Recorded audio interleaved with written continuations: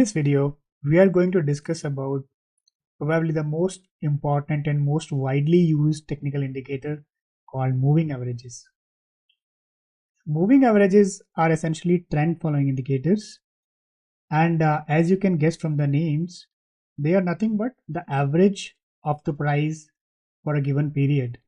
So if we say 20 period moving average, it is nothing but average of the last 20 period, or when I say period, it depends on the time frame. So if I am using a 5-minute time frame, it means 20 candles, average value of 20 candles on a 5-minute chart. And for this, we typically use the close value. Moving averages help traders identify the direction of the prevailing trend, filter out noise in the market, and generate buy or sell signals. So there are different kind of moving averages available, which are typically used in stock markets and other asset classes. The most common and most widely used are simple moving average and exponential moving average. Then there are weighted moving average, smooth moving average, and there are many others. But most of the time, most of the traders typically either use SMA, simple moving average, or EMA, exponential moving average. So what's the difference in these two? Simple moving average is your regular average. So if I say give me an average of for a period of 10, so that I'm saying that I want to average the last 10 close values of a given time frame. It could be day, it could be week, it could be hourly, 5-minute, 15-minute, or whatever period. So when you take an average of the given period, n in this case, then that becomes your simple moving average. Traders often use the SMA to identify the trend direction. So when the price is above that SMA, it is assumed that we are in an uptrend, and when the price is below the given SMA, we assume that the current trend is downward. Let me try to plot this simple moving average. So here we have a Bitcoin daily chart. I will go to indicators, we'll type SMA, and you can see we have moving average simple. I add it to the chart.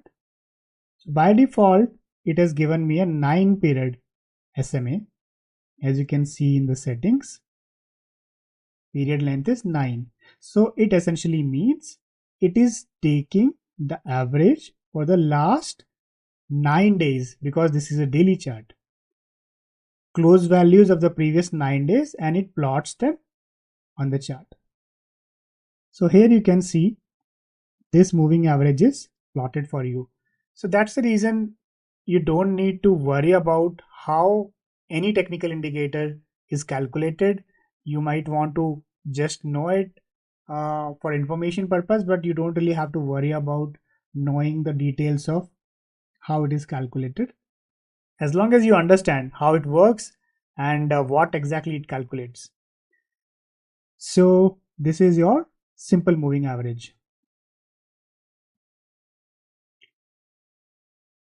The next one is exponential moving average, EMA.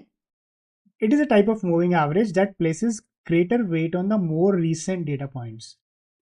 So for example, if I'm taking the same 9 period moving average, in simple moving average, we are simply taking a sum of the last 9 values and dividing it by given period. But in case of EMAs, we also give a weight or a smoothing factor. So that is applied in a way that it gives more weightage to the more recent data. And the reason for doing that is exponential moving average, they have become more responsive to the changes, and more responsive to the changes that have occurred in the more recent time frame. So traders often use EMA for shorter term analysis and for generating trading signals. The EMA react more quickly to price changes because we are giving more weightage to more recent data points, and hence it is useful for identifying short-term trend reversals or even entry and exit points. For calculating EMA, we use this formula. close minus previous EMA multiplied by a smoothing factor. And this smoothing factor, we use this formula where smoothing factor is calculated as 2 divided by n plus 1, where n is our given period. If I am using, let's say, 9-day period, then it would be the value of n will be 9 in that case. And then we add the previous EMA value to it. So for the first period, there will not be any previous. So for first period or for an initial period, we use the SMA for the given period. So that's how EMA is calculated.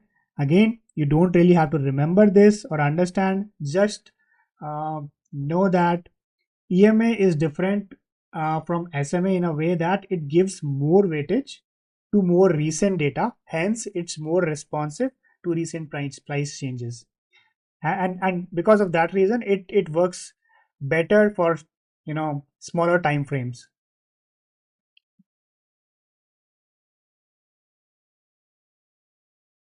And here are some commonly used moving average periods, be it SMA or EMA, doesn't matter. So these are like some of the most commonly used moving average periods. 9 and 10.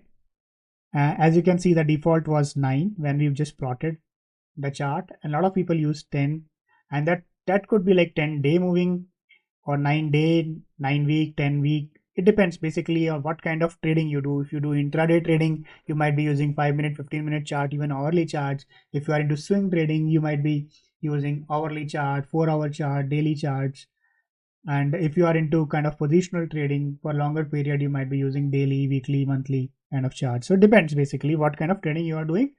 But these periods are probably the most common ones. Then 20, 21 period, 40, 50 period, 100 period, and then 200 period. 200 period is probably the most widely used MA, which is used to understand the long-term trend of a given security.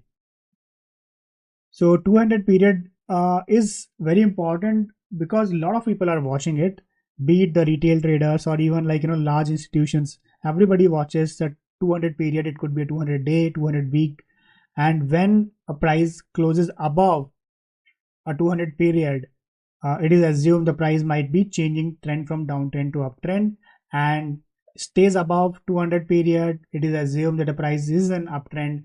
And when the price crosses below 200 period, it is said that the price now is crossing from uptrend to downtrend. And if it stays below 200 period, then it is said that the price is currently in a downtrend. Apart from these fixed periods, a lot of people also rely on Fibonacci periods. Fibonacci series, if you are aware, is like 1, 1, 2, 3, 5, 8, 13. So Fibonacci series has a lot of importance in trading and also in nature. And as we will see later, a lot of people prefer Fibonacci periods 8, 13, 21, 55, 89. So it depends, and it's not necessary that you have to use any of these periods. You can use any of the period that you like and you feel that it's working for you. It could be, let's say, 15 period. It could be maybe like 45 period. It could be any period essentially, right? So it's not like you have to stick with them, but these are important. The reason being because a lot of people use these things, and when a lot of people are using the same periods, that means a lot of people are deciding whether to enter, exit, or remain in a trade based on these moving averages. So you might want to kind of stay with the majority. So that is the benefit of knowing these commonly used period and using them. So now that we have seen how these moving averages are calculated, how do we use them or how do we apply them in our trading? One of the main reasons for using moving averages is to identify or understand the primary trend. So if I move on to the chart and let's say I make it length 200 period. So now you can see it has plotted a 200 period, in this case 200 day simple moving average, right? So now if the price is above 200 day moving average, then we can assume that okay, the price seem to be currently in an uptrend. And as you can see, the price once crossed above, it kind of kept going up. Here it went down, but did not go down a lot, and crossed again up, and now also it's holding above this. So by looking at this, like here you can see, once the price crossed below 200 moving average, it stayed down for a lot of time, and kept on going down till it crossed above 200 moving period. So that's how you can use moving averages to understand the primary trend. So right now, for example, if you ask me now, based on moving average, what is the current trend, it looks bullish or it looks up, right? Let me also do one more thing. Let me also add EMA of the same period, 200.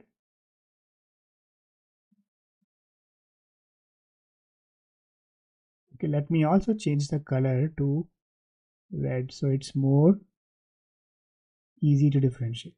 So now you can see both are 200 period moving averages, but EMA, as you can see in the red one, it is responding more quickly to these changes. So it's kind of a bit faster than your small, like your simple moving average. So it's again depends on your personality and your trading style, which of these you want to use, or you want to use probably both of them. It's up to you. There is no hard and fast rule that you should only use SMA or you should only use EMA. It depends on you. So a lot of people prefer to stick with simple moving average because it takes its time, and it kind of gives lesser fake signals because it's kind of slow to turn. But even fast moving average, it's kind of quick to respond, and sometimes it could kind of give you signals which are very quick but again turns against you. So it each has their own advantage and disadvantage, so it's up to you how you want to use. Going back to the presentation, second application is filtering noise.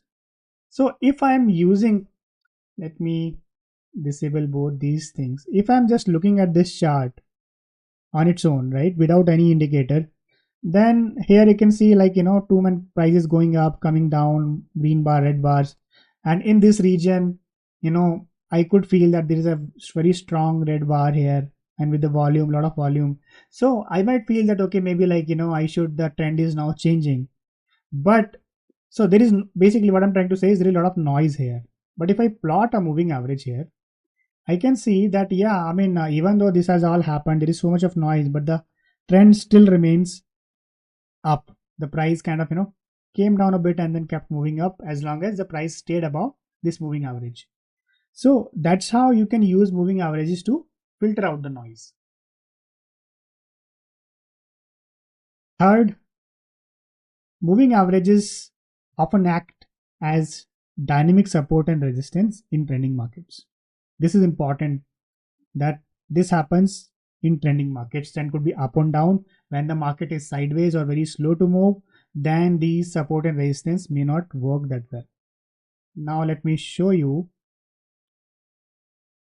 So here you can see price broke below this thing and it tried to cross this moving average, but it could not cross. From here it came back down. So this basically moving average here offered resistance, and then you can see again it tried to cross it. Here again it acted as a resistance. The price came down, but then the third attempt it broke above it and then kept on moving.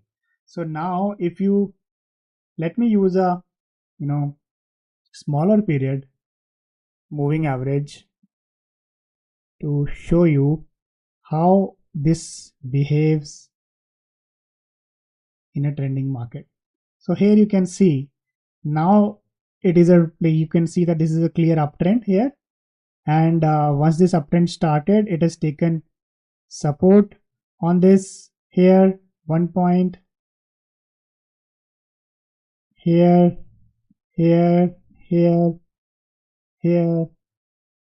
It kind of here broke down a bit here, but again kept on moving, and then it finally broke down. So this moving average acted as a support from here to here, right? So this could be a good way of trailing when you are in a trade, that till this moving average is not broken, you might want to kind of stay in the trade. So that's how, and similar way in a downtrend, this would act as a resistance. So here you can see, a downtrend. So now this moving average acted as a resistance here, then here it was breached for a brief period, but then again the downtrend continued. Finally it was kind of breached more decisively multiple times, and then price reversed from there. So that's how we can use moving averages for identifying dynamic support and resistance zones.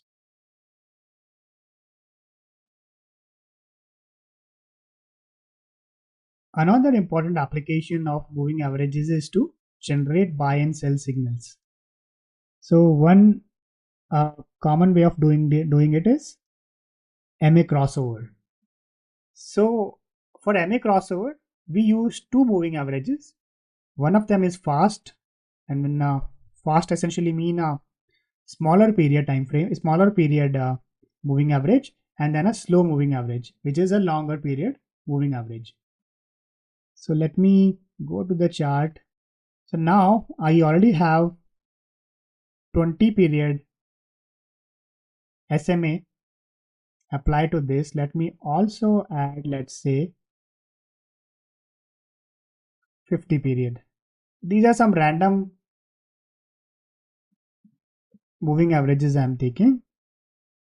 I will change the color of this to, let's say, green, so that it's, so now you can see there are a lot of crossovers between these two moving averages. So for example, here at this point, when the price 20 period crossed above the 50 period, basically the fast moving average crossed above the slow moving period, I could probably enter in this, and the price, from here it kept on moving up, and then there was a crossover here, the price went down. So this will be my entry and this will be my exit, and here again crossover, and then here I exit, right? So this is a very basic strategy. I do not recommend you using anything now similar to this, but a lot of people use it in a longer time frame. But I would not advise you to just make your decisions based on moving average crossovers. So here also you can see the crossover, and it worked decently. The price went from here to this point, and that's how you use it. In particular, there are like two moving average crossovers, 50 period and 200 crossovers, which hold special significance in trading. And when these are applied, let me change this 50 we already have, let me change that 20 to 200.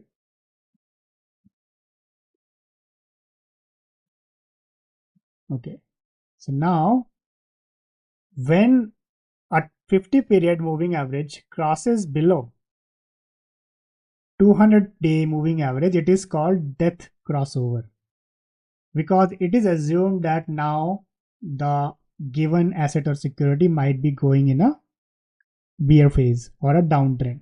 And as you can see here, once this happened, the price remained here for some time, but eventually went down quite a bit. And then there was a crossover of 50 above 200, and then price went up for some time before it gave a false signal here briefly, and then we again got a golden crossover. When the 50 moving average crosses above 200, we call it a golden crossover, and when 50 moving average crosses below 200 moving average, we call it a death crossover. So that's how you can also use moving average to generate some buy and sell signals.